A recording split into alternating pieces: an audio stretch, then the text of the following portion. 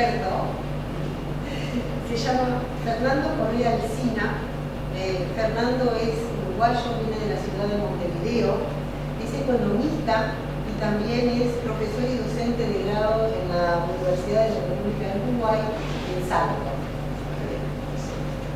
Y también es magíster en gestión y políticas públicas. Su currículum es mucho más amplio, pero hoy lo que le trae Fernando hasta nosotros es la historia que se liga con la historia de San José, justamente por este barco que trajo los inmigrantes en 1861. Gracias. Gracias por venir.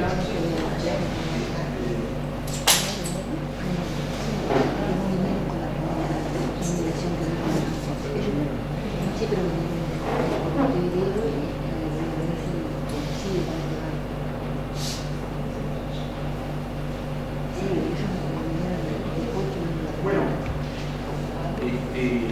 como saben, lo que nos tiene acá es el tema del naufragio de Legalité. Es un barco que zarpa en 1861 del puerto de Burdeos con destino a Montevideo y Buenos Aires, y traía un conjunto de saboyanos y probablemente suizos. Ahora vamos a ver que probablemente suizos también, que iba a hacer escala en Montevideo. Ahí los saboyanos iban a transbordar de barco a otro barco y venían con destino a la colonia San José, ¿no? Pero bueno, resulta que se da este suceso de que el barco naufraga antes de llegar a Montevideo, en una zona que se conoce como el Banco Inglés, que queda más o menos a 32 kilómetros al sudeste de Montevideo, en el mar.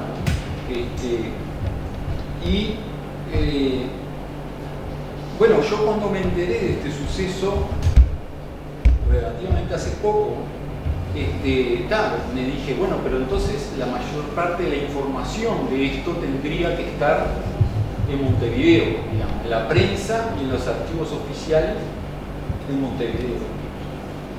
Entonces ahí me puse a investigar. Hasta hace, digamos, 3 años atrás yo solo sabía que tenía antepasados franceses que eran de apellido Dutreuil, pero no sabía más que eso. En mi familia nunca se habló de esta historia, ni yo sabía que era de origen saboyano, ni que habían venido a colonizar en San José. No sabía, hace 3 años no sabía nada de esto. Un día recibo una llamada de un primo que me consulta sobre cuándo había fallecido mi abuela Dutreuil. Ahí me pongo a investigar.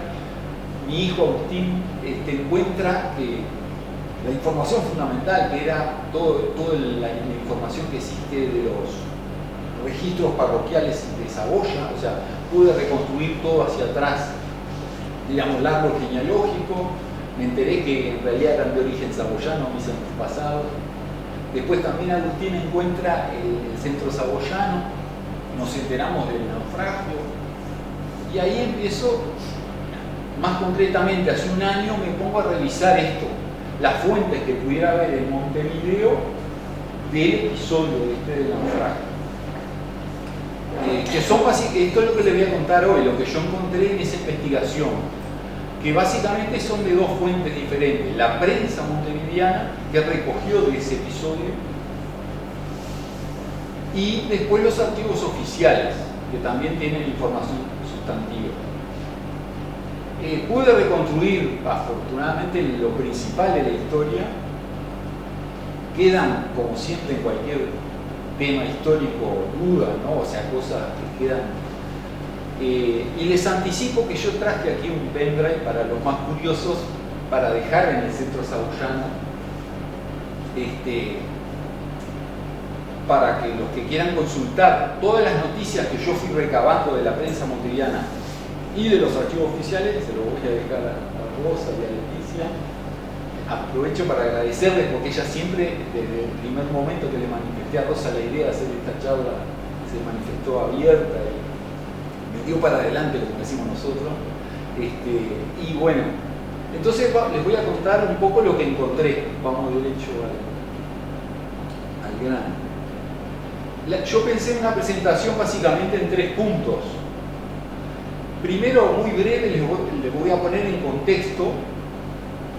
Hoy tuvimos como un baño de historia durante el día, porque fuimos al museo, todo, pero quiero poner el episodio de Galilei en contexto, donde se da en el proceso de inmigración hacia la colonia San José, pero muy brevemente, porque esto ustedes saben mucho más que yo, de todo el proceso fundacional de San José.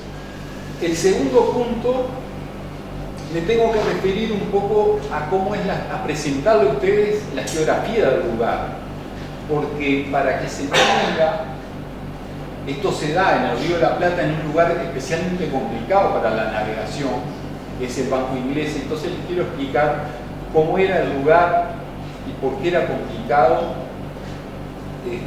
Y ese es el segundo punto, para que se entiendan los documentos después cuando los leemos. Y en el tercer punto vamos derecho a lo medular, que es que encontré del episodio del naufragio. Entonces les decía, la inmigración hacia Argentina y también hacia Uruguay se empieza a dar de forma más organizada a partir de la segunda mitad del siglo XIX, ¿no? La Constitución Argentina de 1853 fomenta la inmigración europea y admite la libre entrada de aquellos que venían a trabajar y ofrece la protección de los derechos civiles a los extranjeros. ¿Por qué era que se veía con buenos ojos la inmigración? Básicamente por 3 cosas. Uno, porque permitía poblar, ¿no?, estas zonas despobladas. Segundo, porque era una forma de incorporar trabajo, y sobre todo trabajo agrícola. Y también, decía Alberdi, que era uno de los impulsores, desarrollar la cultura. En ese proceso es que se empiezan a formar colonias agrícolas. Yo encontré en una revisión que hice que antecedentes a la colonia San José, estas 3, no sé si es correcto, hay una en 1853, Colonia Las Conchas, otra Colonia San Juan en el 56 y Colonia Esperanza. Y ahí es que aparece la fundación de la colonia San José en 1857, donde, bueno, como ustedes saben, Urquiza es el gran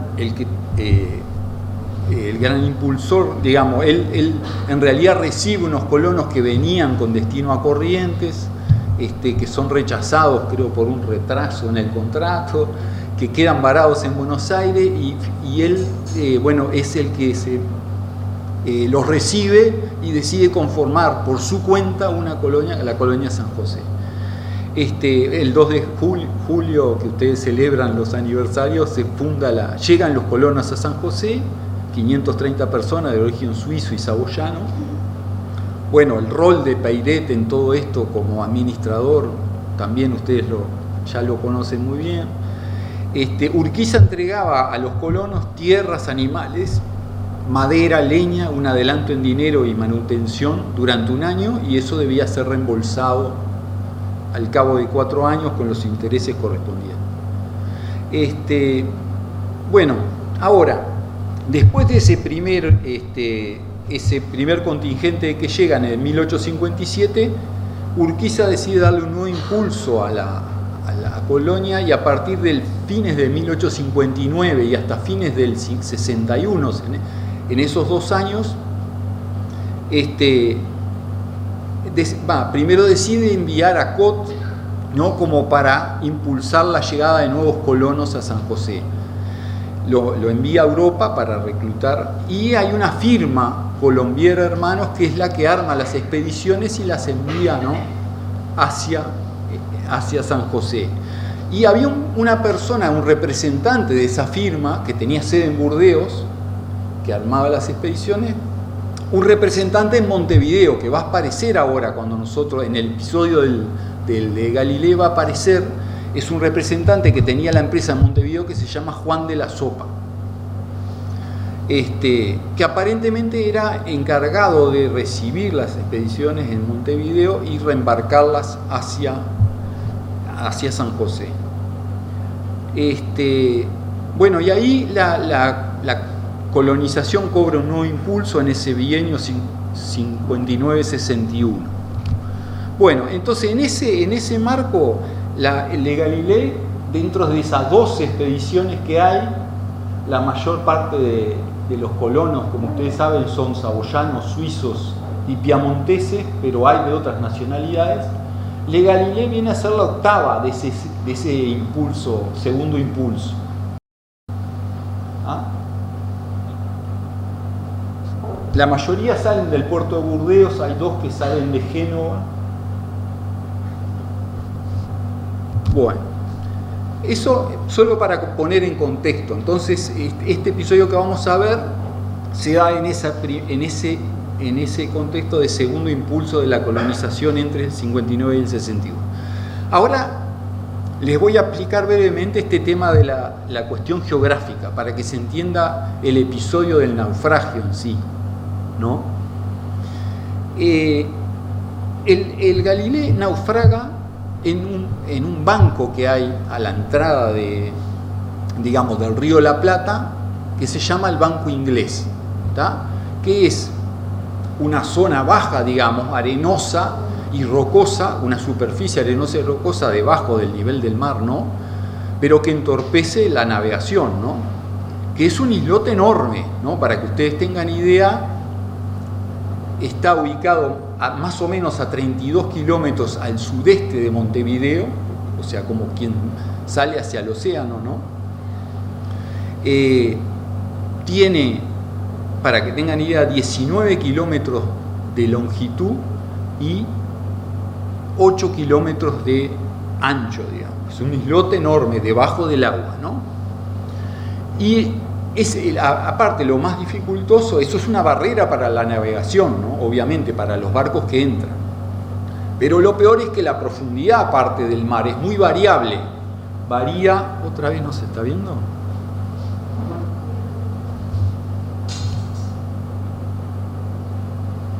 La profundidad del banco varía entre 10 metros a veces de profundidad y a veces 1 metro, o sea, es una superficie muy variable. Ahora, ¿por qué se llama el Banco Inglés? En realidad, los primeros que descubrieron ese banco, porque esto presentó problemas para la navegación desde la época de la colonia, ¿no? Siempre. Los primeros que descubrieron ese banco fueron los portugueses. La primera vez que aparece ese banco registrado es en la cartografía portuguesa en 1576. Y los portugueses le llaman el Bajo de los Castellanos. ¿Por qué? Porque en realidad ellos estaban navegando en aguas que no eran de ellos. Entonces, como denotando en parte que estaban infraganti, le ponen el Bajo de los Castellanos, o sea, de los españoles, porque estas aguas no pertenecían a ellos, ¿no? Por los tratados de Tordesillas y posteriores. Entonces, en 1576 aparece por primera vez en la cartografía este bajo, que se llama el Bajo de los Castellanos, y después, más adelante, en 1583, pasa a llamarse el Banco Inglés. ¿Por qué ese cambio de denominación? Porque había un pirata inglés, el nombre se debe a un pirata inglés, John Drake, que era sobrino de otro pirata inglés, Drake, aún más famoso, que es una historia bastante larga, pero se las hago corta. Lo que pasa es que es como un convoy de barcos que está pirateando en el Océano Atlántico. John Drake se pelea con el jefe de la banda, se escapa para el Río de la Plata, naufragan ahí en el Río de la Plata, logra llegar a la costa, lo toman prisionero los charrúas, queda viviendo un tiempo con los charrúas, logra escaparse, cruzar aparentemente en canoa hasta Buenos Aires, y ahí lo reciben las autoridades españolas, ¿no? Que le toman declaración y le preguntan, él relata un episodio, porque él estaba de pirata, ¿no? Entonces miente todo. Después se descubre la historia, que él había mentido todo. Y ahí está, a partir de esa mentira, se le empieza a llamar a ese banco el Banco Inglés, por este inglés que estaba pirateando ahí. que aparte aparentemente dicen los estudiosos que ni siquiera naufragó en el Banco Inglés, naufragó frente a Maldonado, en otro lugar. Pero el tema es que el Bajo de los Castellanos, que ya era famoso por las dificultades que planteaba, pasa a llamarse el Banco Inglés. Y en Montevideo todos sabemos que hay un Banco Inglés. Yo lo tenía en mi inconsciente ahí que existía un Banco Inglés. Pero hoy en día no plantea, con los avances de la tecnología, grandes dificultades. Ahí está el Banco Inglés. Me voy a parar un poquito. Esta superficie roja que aparece ahí es el Banco Inglés, ¿no? Es un islote enorme, fíjense, ¿no? Está obviamente debajo del mar. Ahora, quiero que reparen en un tema. Acá está la isla de Flores, ¿no? Que es así, es una isla. Entonces, los barcos que vienen del océano tienen que pasar entre esquivar esta superficie que es el Banco Inglés y pasar entre la isla de Flores y el Banco Inglés. Ven que es una zona bastante estrecha, ¿ah? Y hay una dificultad en esa zona, que aparentemente hay corrientes y bueno, y si hay tormenta peor, que las corrientes tienden a tirar los barcos contra el beril, se llama, o sea, el borde noreste del banco. Esa es la dificultad. Originalmente, aparentemente, los barcos tomaban por la zona sur, pero después que se comenzó a poblar la costa, ¿no? Todo esto, Buenos Aires, Colonia después Montevideo, los barcos van directo al puerto de Montevideo y por tanto tienen que pasar por ese estrecho margen, para lo cual es fundamental que esté señalizado tanto la isla de Flores como el Banco Inglés, para que el capitán del barco pueda pasar por ese estrecho, ¿no? O sea que ya más o menos se van visualizando cuáles eran las dificultades, ¿no? Ahora, fíjense, entonces tienen que haber dos puntos señalizados, ¿no? Como les decía, Isla de Flores y el Banco Inglés. Hay una época, digamos, esos dos puntos hoy en día están señalizados. El primer punto que se señaliza es la Isla de Flores. Se construye un faro enorme que se inaugura en 1828. Allá está. Ahí se inaugura un faro que curiosamente lo construyen los portugueses. ¿Por qué? Porque se hace en el marco del Tratado de la Farola. O sea, la banda oriental estaba bajo ocupación portuguesa en 1819 y con la invasión portuguesa, los cabildantes de Montevideo, el Cabildo de Montevideo hace un pacto medio secreto con el gobernador portugués ocupante que era Lecor, y Montevideo muy interesada, porque es una ciudad puerto básicamente, interesada en construir un faro ahí en Isla de Flores, hace un tratado aparentemente medio secreto con el gobernador Lecor, por el cual, que es este tratado de la Farola, por el cual los portugueses se hacen cargo de la construcción de ese faro que existe hoy, ese enorme faro de Isla de Flores, un faro de 37 metros de alto. Los portugueses efectivamente lo construyen, pero a cambio, ¿qué le entregamos? Territorio. Como ustedes saben, los portugueses siempre avanzaban. Miren si sería importante para Montevideo el faro. Ahí está un poco lo que entrega, ¿no? Uruguay, el límite de Uruguay ahora es hasta acá, ¿no? Por los tratados anteriores hay diversos. Los portugueses siempre se venían, ¿no? Se venían, retrocedían, se venían, retrocedían. Estos son diversos tratados, ¿no? De dónde sería el límite entre España y Portugal. Pero con el tratado de la Farola, le entregamos hasta acá. O sea, más incluso de lo que estábamos entregando parte de lo que hoy es el territorio de Uruguay. Fíjense, el departamento de Artigas pasaba a ser portugués. La cosa, bueno, que afortunadamente ese tratado se cumplió a medias, porque los portugueses hacen el faro, se inaugura el 1 de enero del 28, o sea, en pleno proceso ya independentista, ¿no? De Uruguay.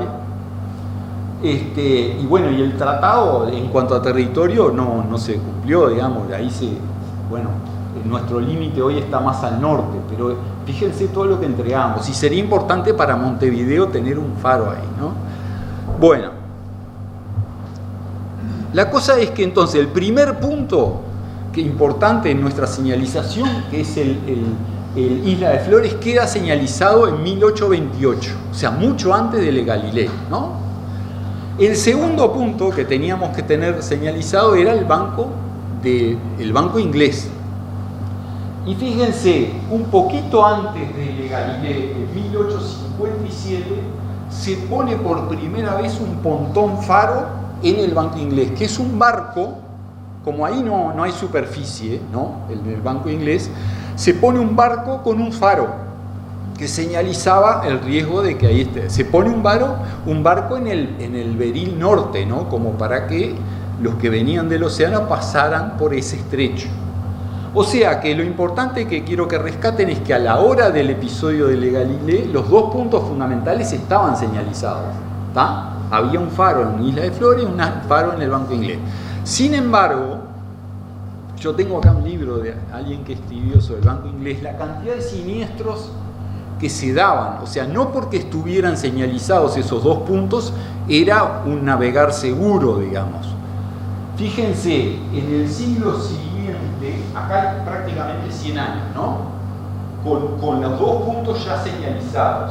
Esto es la cantidad de siniestros. Acá no están cuantificados, hubo una cantidad. Pero aparte, en el siglo siguiente a que estén los dos puntos señalizados, se dan 105 siniestros, o sea, prácticamente uno por año.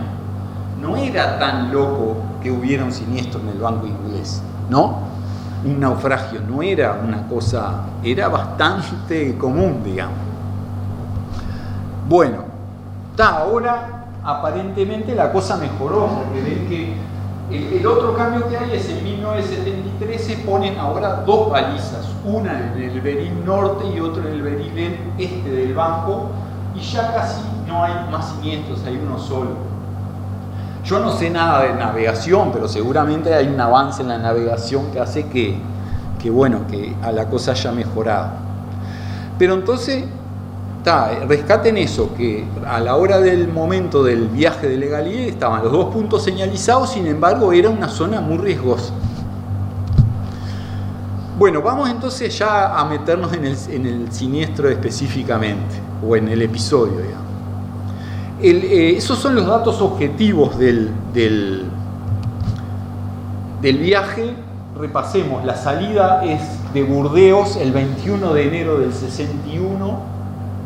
El destino del barco, según aparece en la prensa, era Montevideo y luego Buenos Aires. El número de pasajeros, según lo dice el capitán, son 182 pasajeros. Nacionalidades, saboyanos seguro. Suizos, yo diría que también había algunos suizos, porque en la prensa, vamos a ver, aparece varias veces citada en la prensa oriental que venían suizos.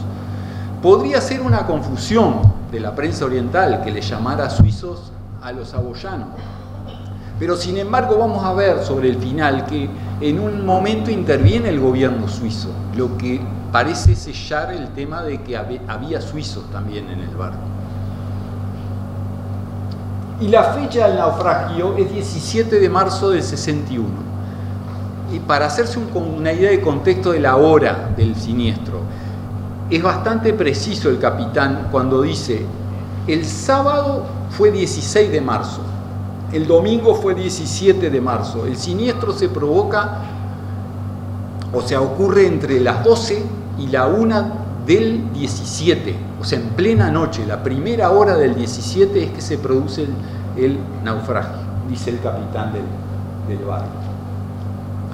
Yo quería repasar un poco el tema, hoy lo hablábamos en la recorrida, un poco qué era ser saboyano. O sea, ustedes ya lo tienen súper claro, pero la mayoría de los que venían en ese barco, a grosso modo, nacieron entre 1815, digamos, ya derrotado Napoleón, o sea, después que Napoleón invadió todo, retrocedió, la mayoría, en una configuración de Europa donde Francia ya había vuelto a más o menos a su territorio original, y donde Saboya pertenecía al reino de Cerdeña, ¿no?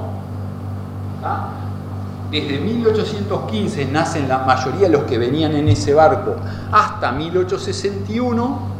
Pero ¿qué pasa? Acá la curiosidad, también ustedes ya lo tienen claro, pero en 1860, o sea, un año antes que salga el barco, Saboya es cedida por el reino de Cerdeña a Francia, ¿no?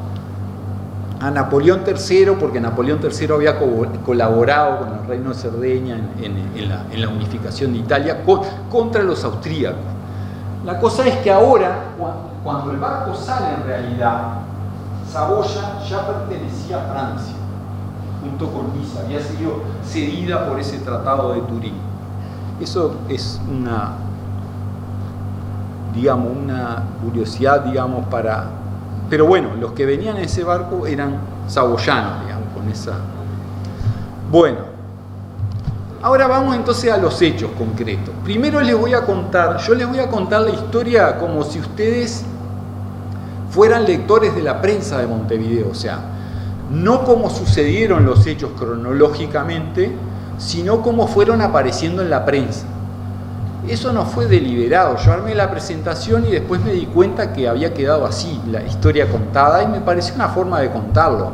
Porque en realidad, si yo se los contara cronológicamente, tendría que decir, bueno, primero, ¿cuál fue la causa? Y en realidad la causa en el relato, en la prensa, aparece mucho después, la causa del siniestro. Entonces, ustedes imagínense que ustedes están en Montevideo leyendo la prensa y se van enterando, y así habrían enterado ustedes. Lo primero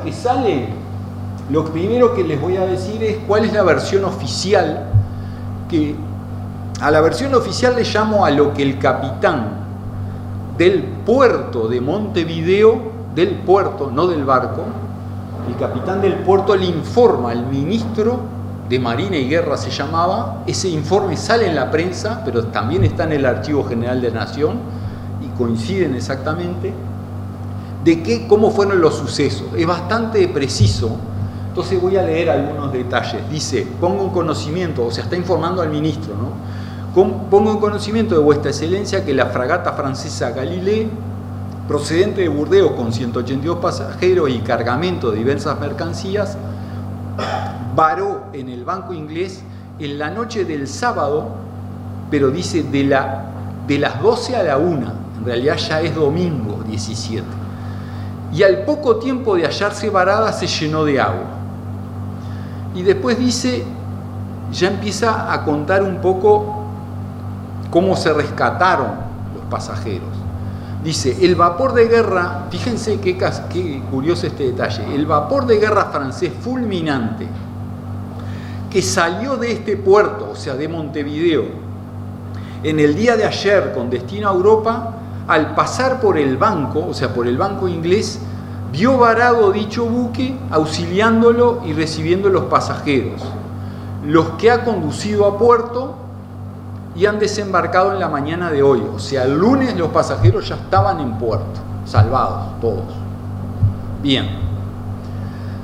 Pero sin embargo deja un detalle bastante relevante para el párrafo siguiente, porque dicho así parecería fue el Fulminante el que los avistó y los salvó.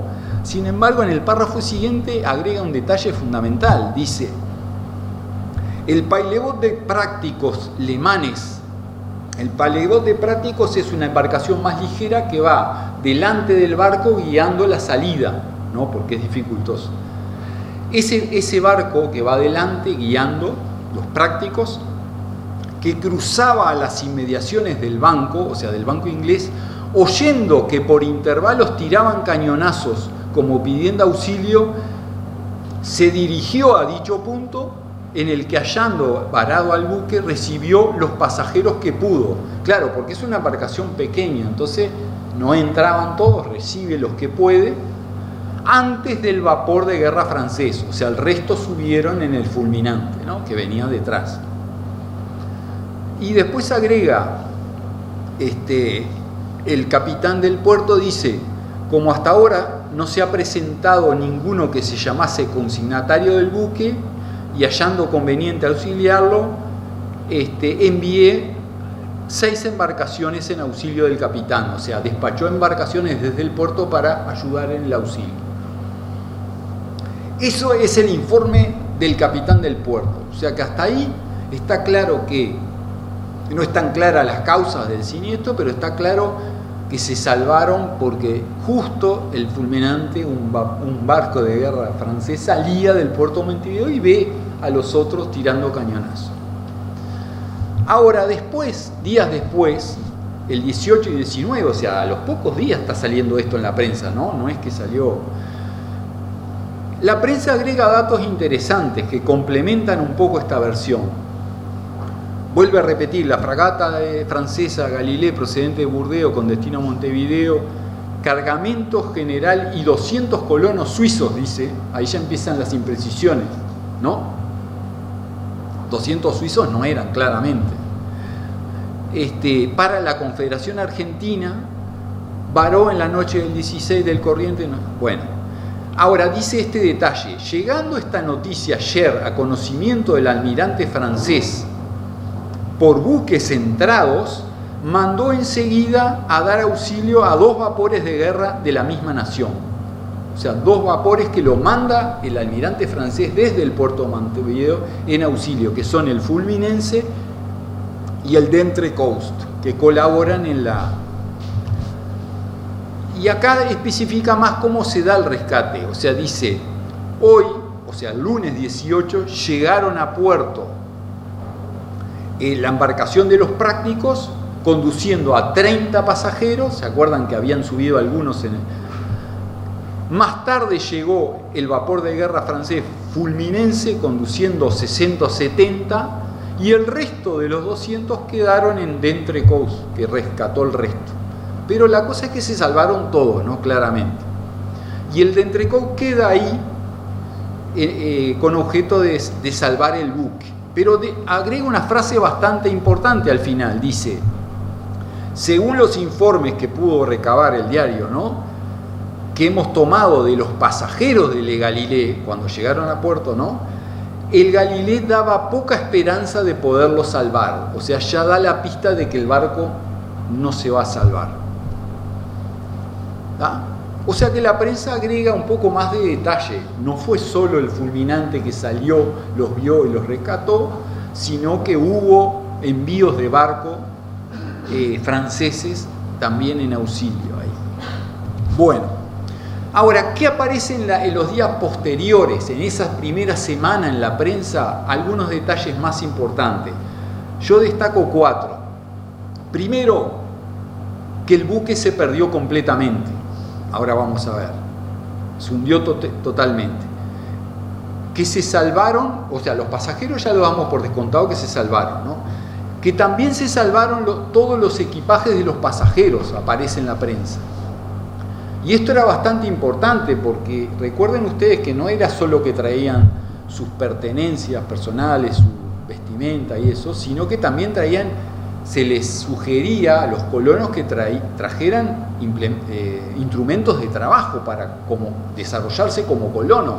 Entonces perder todo eso ya era llegar a San José, digamos, -10, ¿no?, para empezar como colono. Bueno, se salvan todos los equipajes.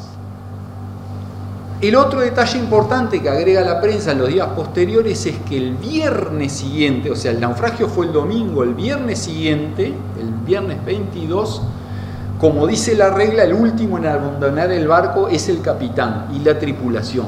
¿Ah? Pero se ve que el barco demoró bastante en hundirse, o sea, pasaron 5 días, ¿no? Del domingo hasta el lunes, hasta el viernes siguiente, se fue llenando de agua y recién el viernes el capitán lo abandona y se vuelve, ¿no? Y lo otro que aparece en la prensa importante es que los pasajeros, cuando están ya en Montevideo, en esa primera estadía, digamos, en Montevideo, que estaban totalmente desamparados, ¿no?, reciben ayuda. Vamos a ver ahora en una noticia de los orientales, llamémosle, o montevideanos. Voy a leer una noticia que resume un poco bien todo esto. Dice: el vapor de guerra francés d'Entrecost, entrando ayer al puerto procedente del Banco Inglés, condujo al capitán y a la tripulación del Galilée por los cuales hemos sabido que dicho buque se perdió completamente. Ese era un detalle que yo quería también, obviamente, que primero los pasajeros, pero también quería saber qué pasó con el barco, ¿no? O sea, no me aparecía por ningún lado. Finalmente encontré una cosa explícita que dice el barco se perdió completamente. Después dice, varias embarcaciones llegaron en estos 3 días con efectos salvados, ¿no?, del buque. Entre ellos todos los equipajes de los pasajeros. O sea que si le creemos a la prensa, se salvó todo. Y por último, el tema de la ayuda. Fíjense esta noticia que también se da en la prensa. Dice, la Junta Económica y Administrativa de esta ciudad, o sea de Montevideo, y algunas personas respetables levantaron una suscripción, ¿no?, para proporcionar abrigo y almuerzo y alimento a aquellos desgraciados por la situación, ¿no?, del naufragio durante su permanencia en Montevideo. O sea, recibieron ayuda.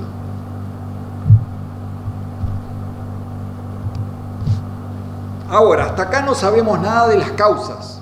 Están todos salvados. Después vamos a ver cuál es el destino. Pero vamos a meternos un poco en la causa, que por ahora no apareció. Como yo les decía, la causa aparece un poco después. Y el primero que destapa algo, como muchas veces ocurre, es la prensa. ¿No? En la prensa aparece el 20, o sea, en la semana siguiente, el miércoles siguiente al siniestro, aparece en la prensa, dice, vamos a ocuparnos de un hecho que merece una seria investigación del Ministerio de Guerra y Marina. El sábado, naufragó el Galileo. Dice, este buque, según hemos oído referir, buscó en vano en esa noche la luz del faro del Banco Inglés, que o no se prendió o se había apagado ya a esa hora. O sea, primer dato, la luz el capitán no divisó el faro del Banco Inglés, que era uno de los puntos clave, yo diría el principal, porque esa era la zona de los siniestros, ¿no? Bueno, entonces reclama que se investigue eso, dice, hecha la denuncia, toca ahora al Ministerio de Guerra y Marina proceder a la investigación debida y confiamos en que lo hará en esta repartición. O sea, la primera que destapa algo sobre las causas es la prensa y apunta al Banco Inglés por ahora, solo al faro del Banco Inglés, que no estaba prendido. Y después aclara, unos días después, se ve que alguien se comunicó con el diario, porque curiosamente a los 2 días aclara, como que no hay nada que reclamar respecto al faro de Isla de Flores. Dice, respecto del de Flores, no hay absolutamente nada que decir, pues se enciende siempre a las horas marcadas por reglamento, el gobierno tiene ahí a un encargado al cual le paga 180 pesos y se porta con la mayor exactitud. Se ve que alguien se comunicó con el diario y dijo, vamos a aclarar los puntos.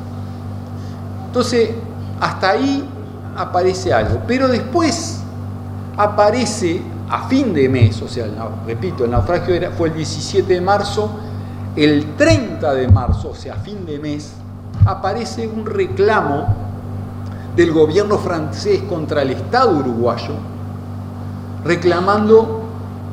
El encargado de negocios de Francia solicita al Ministerio de Relaciones Exteriores el esclarecimiento sobre la conducta de los agentes de los 2 faros, del de Isla de Flores y el del Banco Inglés. O sea, la cosa ya está peor, ¿no?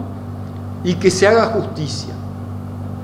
Ese reclamo está en el Archivo General de la Nación, yo se los traje acá, ustedes lo pueden consultar en estos archivos.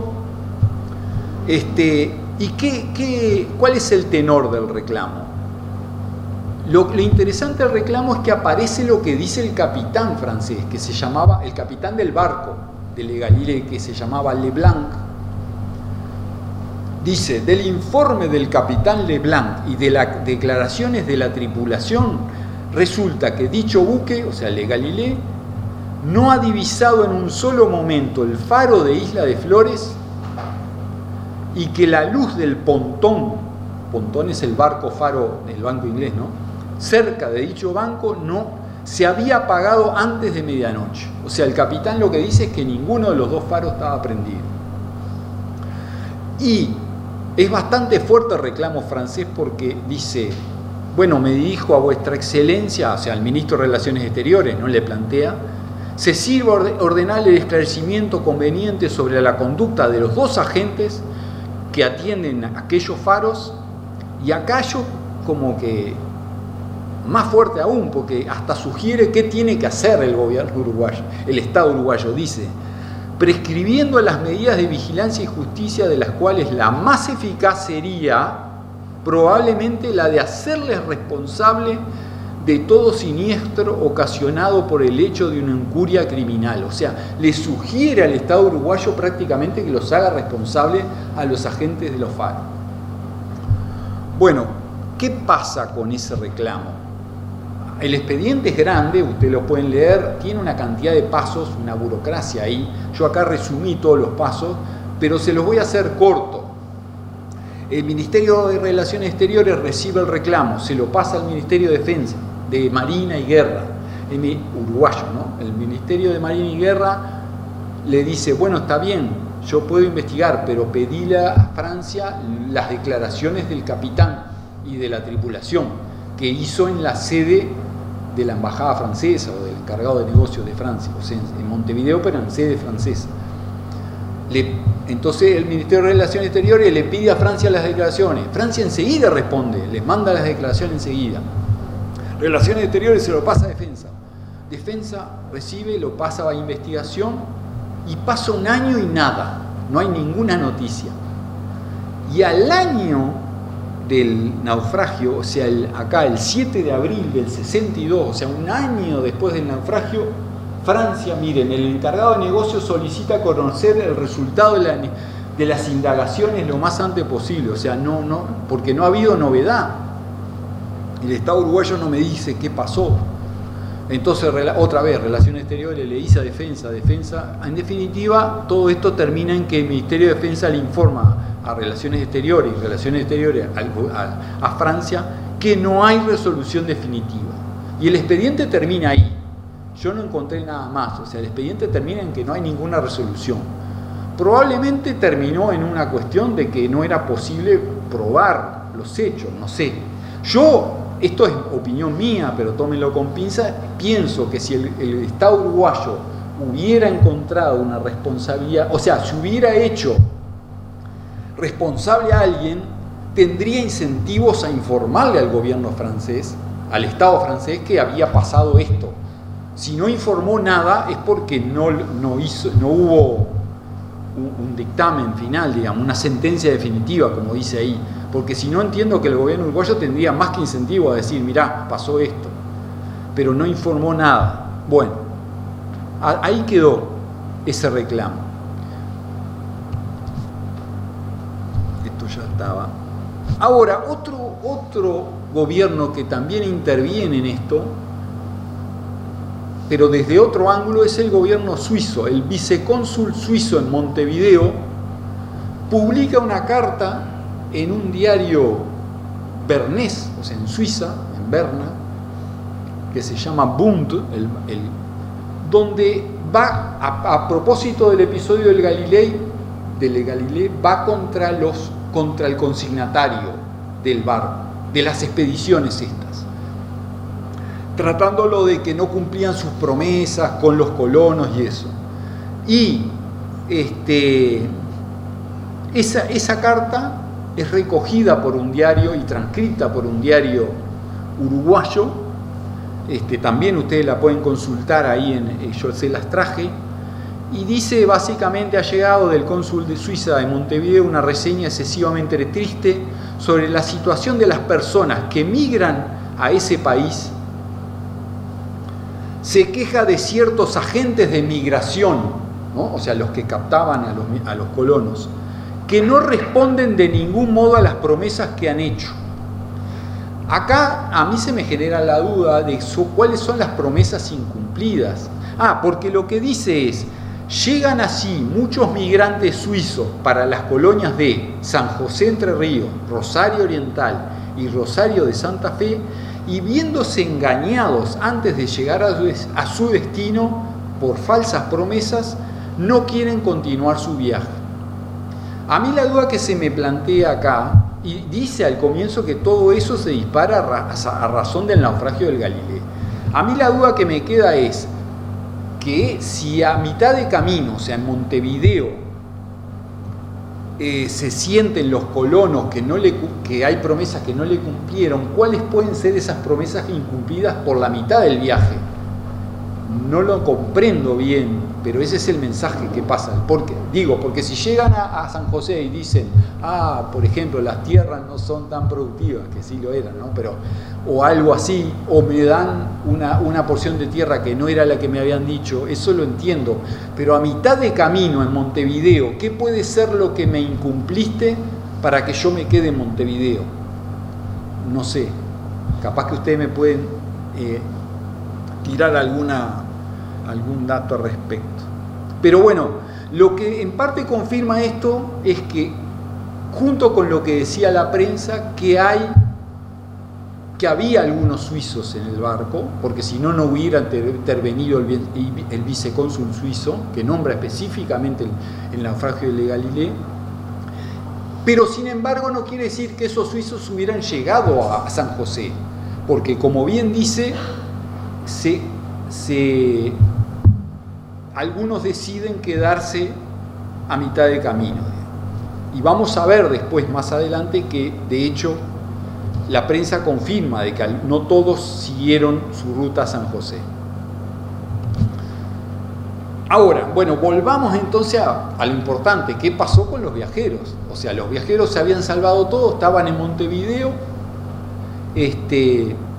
pasaron esa primera semana con cierta ayuda de esas personas notables de Montevideo, y resulta que aparece en la prensa, fíjense, el 24 de marzo, o sea, estamos hablando 7 días después del naufragio, un aviso de De la Sopa. ¿Se acuerdan? De la Sopa era el consignatario Montevideo que trabajaba para la firma Colombier, donde hace un aviso a los colonos para que embarquen. Pero por el tono, o sea, publica una nota en la prensa diciendo embarquen antes de tal fecha. Pero por el tono de la nota parecería, yo se las voy a leer, parecería que hay cierta dificultad en que no todos quieren embarcar, como que había porque dice así, se avisa por última vez esto sale en la prensa, ¿no? Firmado por De la Sopa, se avisa por última vez a los inmigrantes venidos por la barca francesa Galileo, procedente de Burdeos y destinados a la colonia San José, Entre Ríos, que deben embarcarse a bordo del bergantín Goleta Nacional Pancho, fletado hace ya una semana para transportarlos a ese destino, o sea, a San José. Entonces, ¿por qué ese barco estaba fletado hace ya una semana? Bueno, seguramente porque los colonos iban a llegar a Montevideo el 17, 18, y enseguida iban a transbordar a un barco más pequeño para remontar al río Uruguay, que era este barco Pancho, y por tanto el barco ya estaba despachado hace una semana. Hubieran reembarcado seguramente el 18 de marzo para San José.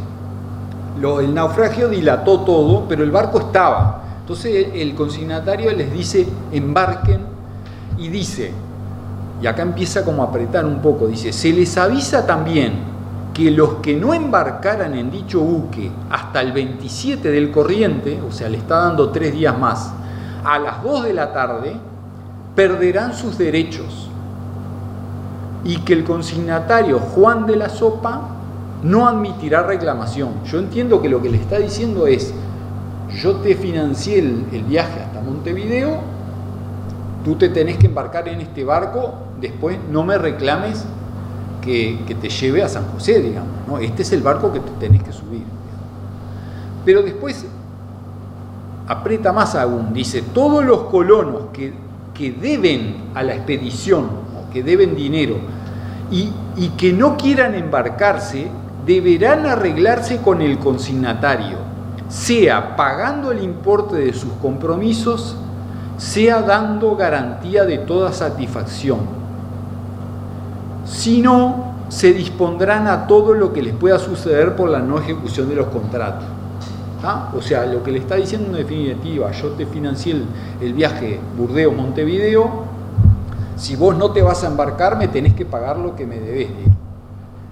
Pero parecería por el tenor de la carta que había cierta dificultad, que no todos se querían embarcar. Después vamos a ver concretamente que sí, que no todos se embarcan. Pero bueno, de acá tenemos un dato importante que es el barco en que se reembarcan y la hora prácticamente que tienen que embarcar todo, ¿no? O sea, prácticamente podríamos decir que ellos salieron el 27 de tarde para San José.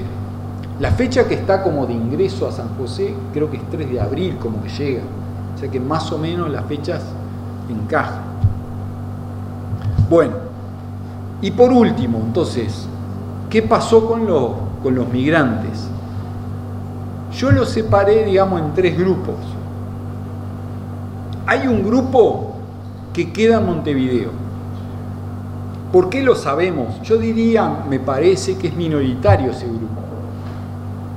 Eso lo sabemos por la prensa, porque dice, concretamente una nota de prensa dice, no queriendo algunas familias seguir a su destino en la situación en que se encontraban, resistieron a las exigencias del consignatario de la expedición y se contrataron como agricultores con algunas personas del país que hablan francés y con los cuales están satisfechos, porque esta nota de prensa es de ya un año después. O sea, dice, algunos de los de Galilea no se embarcaron, se emplearon como agricultores con gente de habla francesa. Si uno mira en los registros del consulado francés en Montevideo, yo los estuve revisando y aparecen, porque en el cinturón agrícola de Montevideo, en la periferia, se habían venido instalando franceses como agricultores, como comprando tierras, ¿no? En toda la parte periférica, Manga, Pantanoso, Toledo, toda esa zona ahí cercana que era agrícola, se ve que muchos se quedaron trabajando ahí.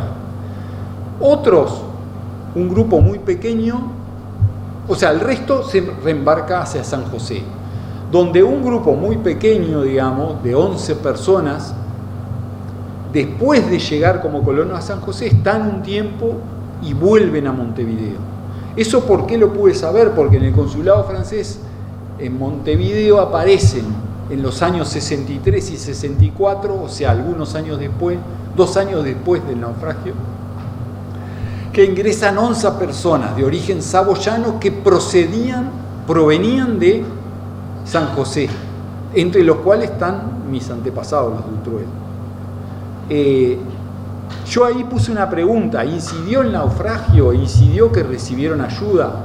Yo pienso que sí, porque si no hubiera habido naufragio, prácticamente Montevideo había sido una pasada. En cambio ellos en parte estuvieron en Montevideo un tiempo, conocieron, capaz que hicieron algún contacto, recibieron alguna ayuda, no sé. Pienso que eso incidió, porque si no Montevideo prácticamente no aparecía en su recorrido, o sea, en un transbordo y seguir. Bueno, y por último, el grupo mayoritario sí llega a San José, se reembarca en el Pancho y llega a San José. Yo hice un ejercicio, ¿no? Solo para identificar de los que me aparecían como del barco que venían en Le Galilée, ¿no? Como dice Rosa, aparecen siempre los cabezas de familia, los varones, digamos, las mujeres no sabemos.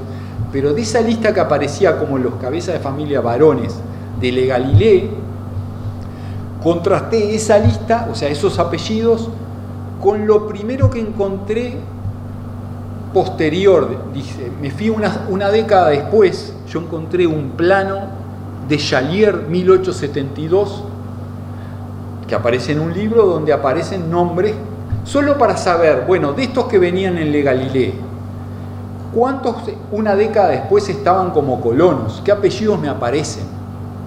¿No?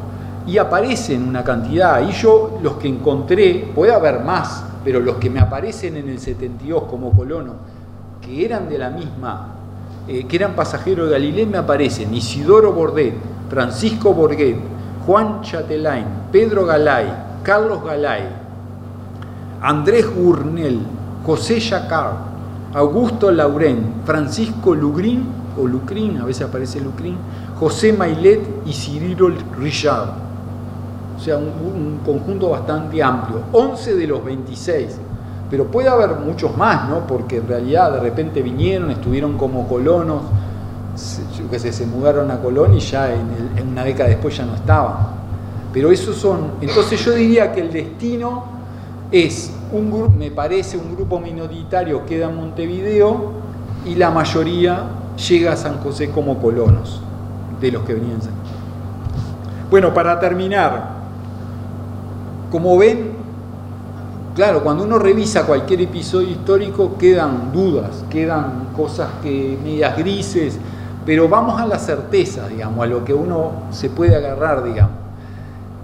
Yo diría, primero, la causa del naufragio claramente es que el capitán no visualizó los dos puntos claves, ¿no? El faro de Isla de Flores y el faro del Banco Inglés, y que esa es una zona muy complicada. Ni siquiera me atrevo a decir que no estaban prendidos, eso es parte de la controversia, pero mi impresión es que no, que alguno no estaba prendido. Pero bueno, ni siquiera avancemos hasta ahí. Lo que es claro que la causa del naufragio es que el capitán no lo visualizó, por lo menos eso declara.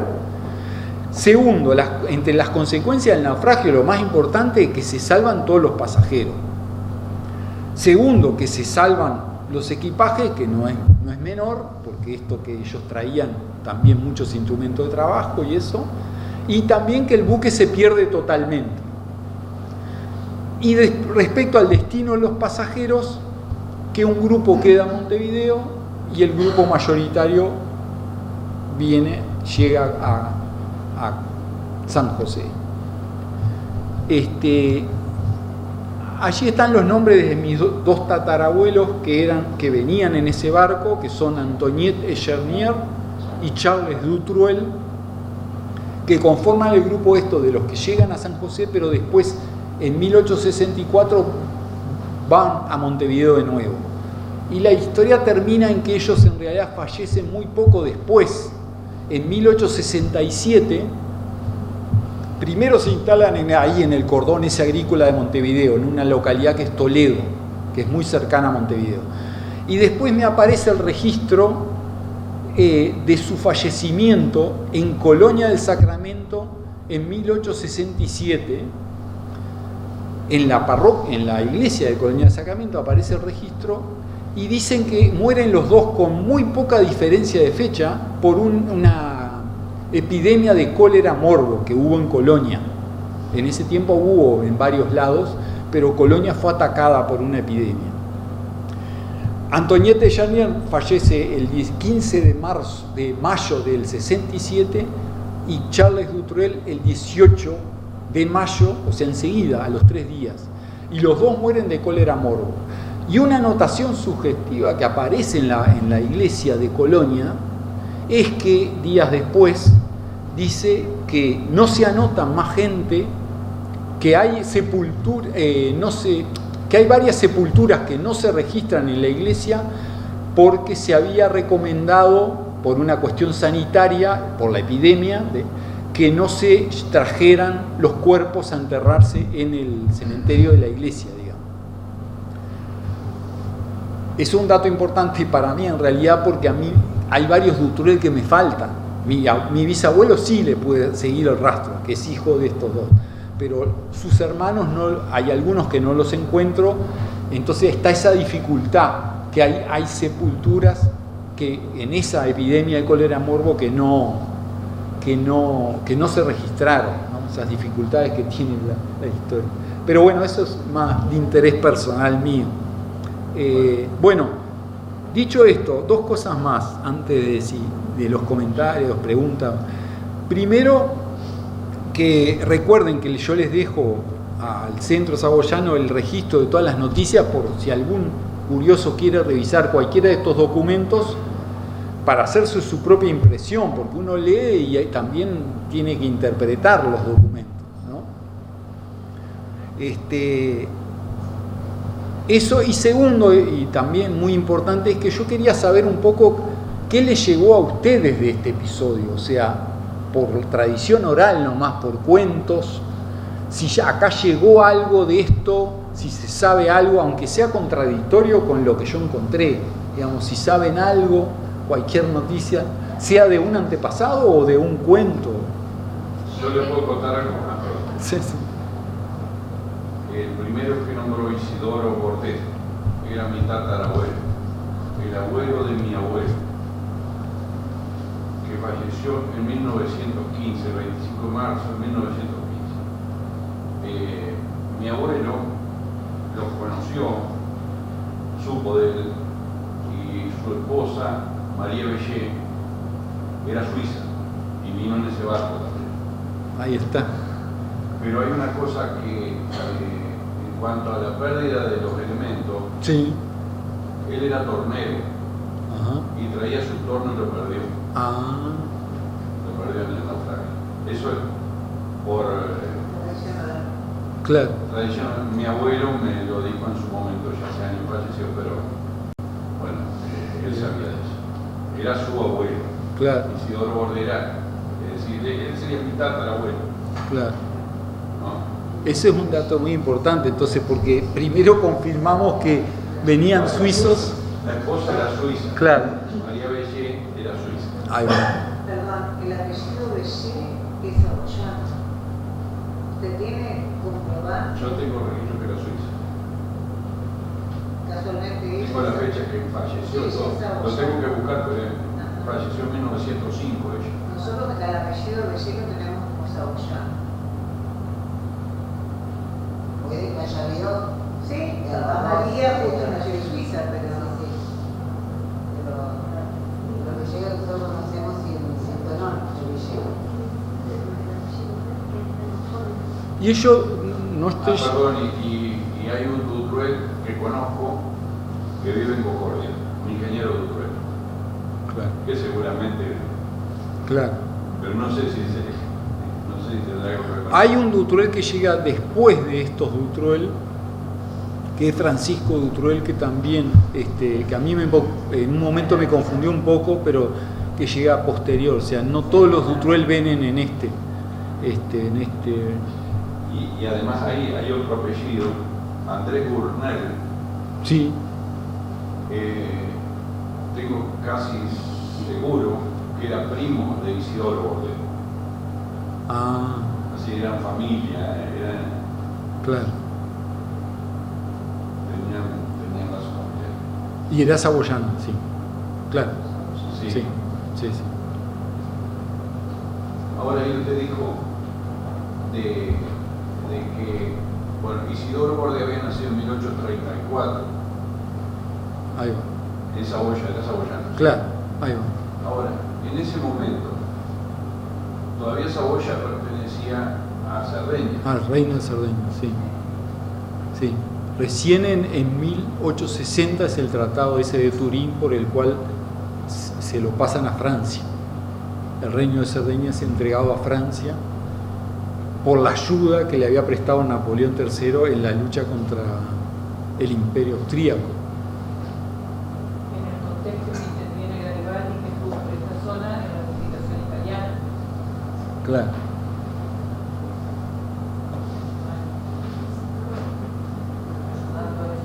Figura como francés. ¿Cómo? No, que él Que figura como francés en no, pero que yo tengo. no, pero lo importante es que cuando vienen en el barco, cuando salen de allá, ya eso pertenecía a Francia.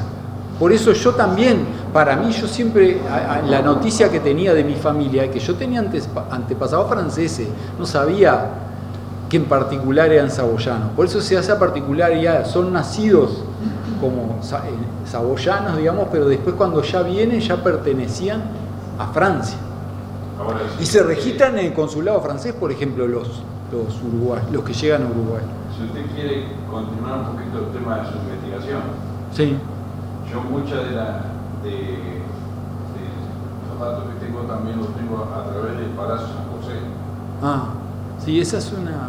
Porque en el Palacio San José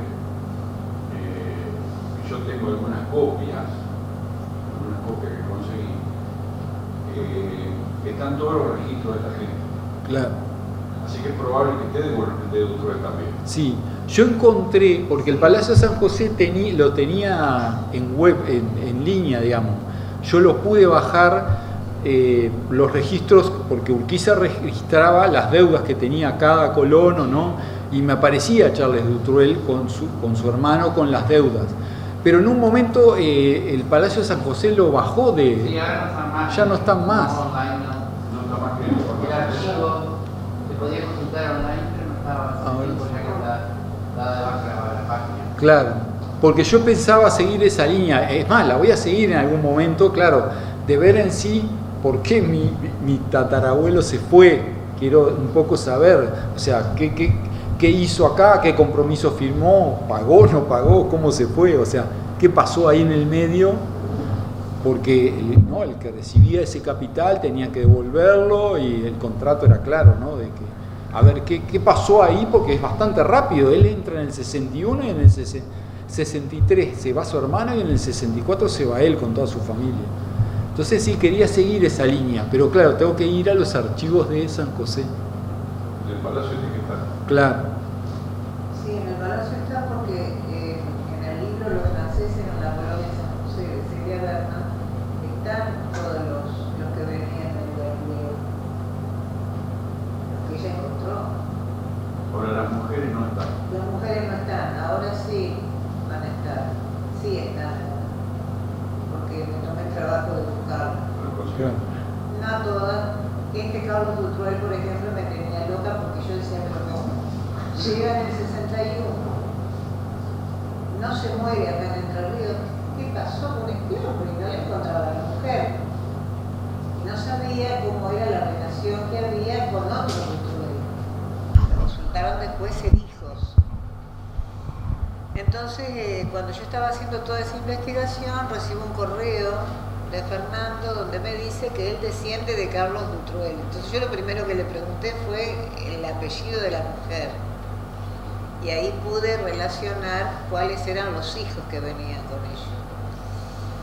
Y bueno, yo también pensaba lo mismo. ¿Por qué este hombre se fue? A mí no se me ocurrió buscar en el Uruguay. Pero sé que había llegado acá precisamente porque figura en el libro de Celia y ella sacó de los archivos del Palacio.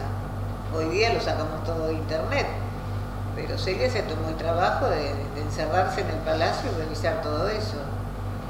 Y bueno, y yo me preguntaba eso, ¿por qué este hombre se fue y a dónde se fue? ¿O se murió? Pensaba yo. Bueno, no, resulta que había regresado a Montevideo, vaya a saber por qué. Le habrá gustado, no sé. Y bueno, y ahí encontramos. O habrá venido solo. No, vino No, con venía con Antoinette Antoinette Echernier. Echernier, y sí, varios hijos. Tenía, hijos. sí, mi bisabuelo de hecho sobrevivió a esa epidemia de cólera morboide. Así que el bisabuelo era francés también. Sí, Saboyano. sí, saboyano, nacido en 1846, mi bisabuelo, en La Range. ¿Dónde? La Range, ¿cómo es? La Range. La Range. En realidad esa zona era el ducado de Saboya. Pero eso pertenecía. Ese ducado era. Piamonte, Alta Saboya. Piamonte, era Saboya, Alta Saboya, una parte de Piamonte. Todo eso era ducado de Saboya. El Valais, un pedacito del Valais, pertenecía al ducado de Saboya. Eso dicho por un genealogista francés que me ayudó bastante en la búsqueda. Y bueno, y a partir de 1860, por ejemplo, cuando llegan los míos en el 57, era ducado de Saboya.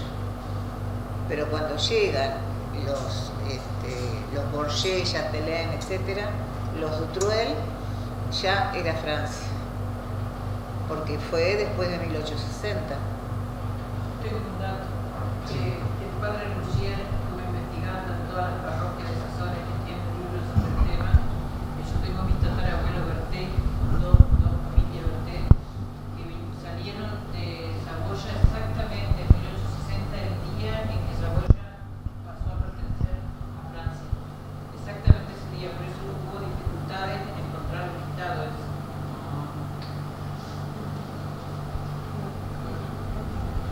O sea que debe ser una expedición anterior a la, sí, a la de Galileo.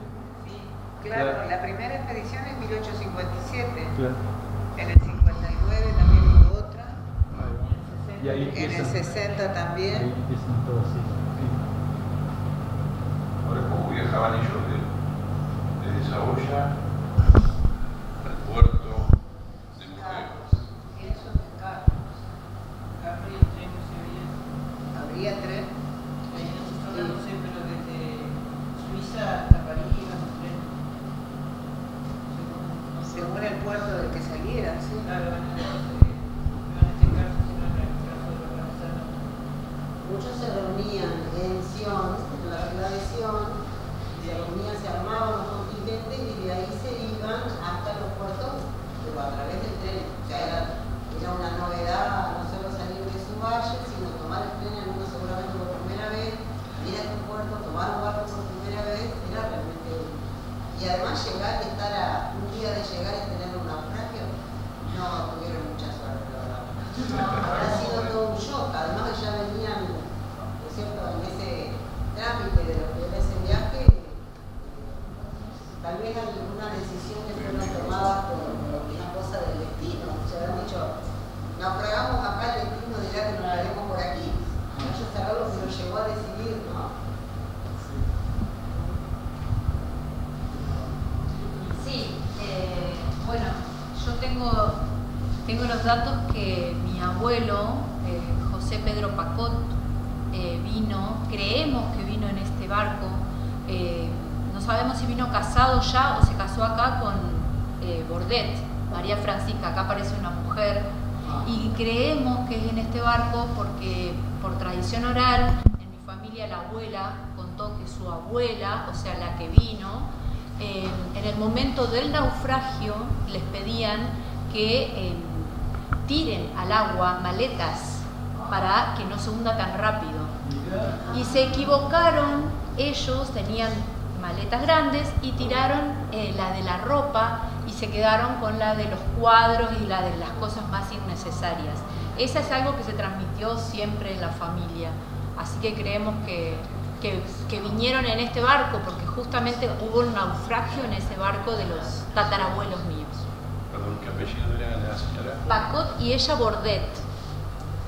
María Francisca Bordet. Vinieron dos Bordet. Yo desciendo de un Bordet que debe ser el mismo que el tuyo y Isidoro era el otro que vino. ¿Pero todo en el mismo barco? No me acuerdo si lo tengo que buscar el otro Isidoro. Ella podría llegar a ser la hermana, ¿qué edad tendría? Y había nacido en el 37, los dos tendrían alrededor de 30 y algo de años cuando Y vinieron. bueno, mi tatarabuelo había nacido en el 34, Ah, así que bien que podrían haber sido hermanos tal vez. María Francisca. Y venían de, yo no yo tengo los conté. datos anotados, del Ron, no sé cómo se dice, Rhone Alpes, Francia. Bueno, así. De Pacot, en el libro de Maki, que aparece la lista de Galilea, aparece José Pacot, José Pedro Pacot. aparece como si. Dice, incluso acá dice como que vendría, sí, con dos personas, porque aparece, o sea, Podría ser la esposa. claro, esposa y hijo, hay que mirar la columnita, creo que es una sí, a ver. Yo tengo fecha de nacimiento en el 32.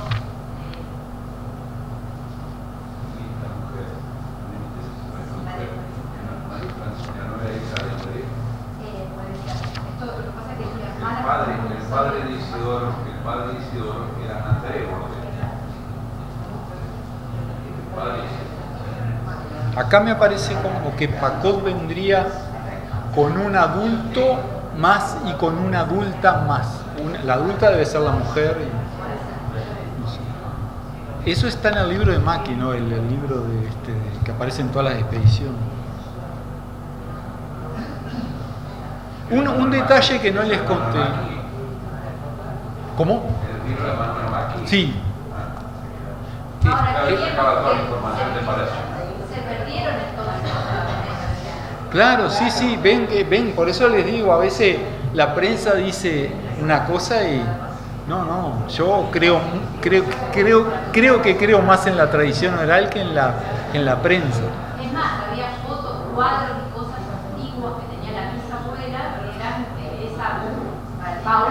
que eran baúles que no tenían ropa, pero tenían recuerdos, tenían cuadros. No les comenté un detalle que me dificultó la investigación, que es que en el libro, no me acuerdo, en alguno de estos libros aparecía, y en realidad el detalle es el error está reiterado, aparecía como que el naufragio se produce el 16 de febrero del 61, febrero. Entonces yo empecé a buscar en la prensa, no encontré nada en Montevideo, y me iluminé, no sé por qué, dije, ¿y si busco un mes después? No, pero no puede ser ese tiempo. Y era 16 era error en la fecha, el naufragio se produce el 17 de marzo.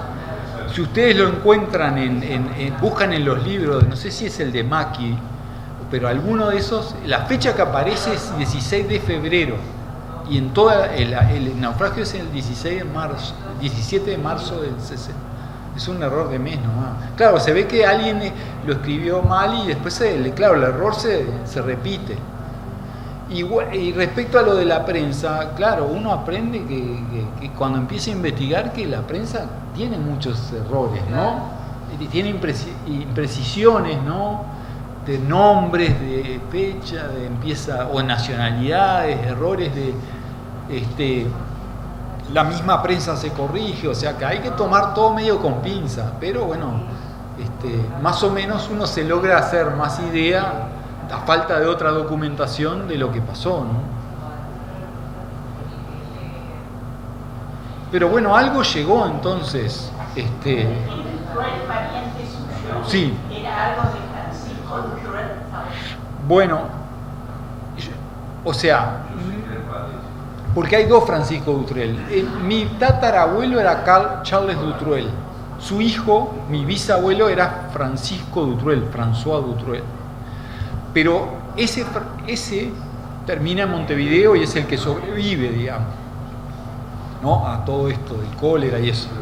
Pero después hay otro Francisco Dutrell que viene un poco después, que no venía en el Galileo, viene después y se instala acá.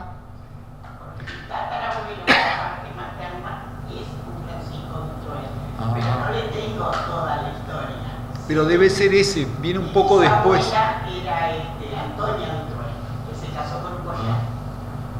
Esa mujer murió en el 1973 con 93 años. Así que era nacida en 1880. Claro. Ahí va. Pero no sé, no tengo el rastro de esa rama. Ahí va. Por eso preguntaba si usted sabía si era pariente suyo. Deben ser parientes lejanos allá en Saboya, pero no son esa familia, digamos, de padre e hijo. ¿No? En la provincia de Santa Fe también hay Dutrell, en Esperanza, en Colonia. También. Sí, en Colonia Esperanza. Que fue una de las primeras colonias que se fundó en 1856. Claro. Claro. La primera colonia organizada del país. Claro. Era una de las primeras familias también. Perdón. Sí. Ese Juan Chatelén era el mismo que Mario que figuraba en el escrito, porque en el escrito figuraba Mario Chatelén y acá veo Juan Chatelén. ¿Sí es la misma persona o venían dos? ¿En dónde aparece Mario Chatelain? Acá dice Juan Chatelén y en el escrito que sacaron Nosotros pusimos dice Mario. A ver. Sí, Mario Chatelain. Porque ese es el apellido de mi mamá. Chatelén. Ahí no sé. No sabe. Porque acá encima en el libro de Maki aparece un Mario Chatelain que viene con 6 personas más. Claro, ahí O sea que puede ser más.